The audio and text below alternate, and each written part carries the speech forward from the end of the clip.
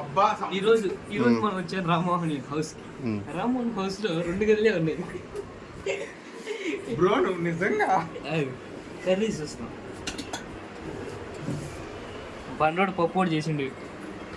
పప్పులో నేను ధర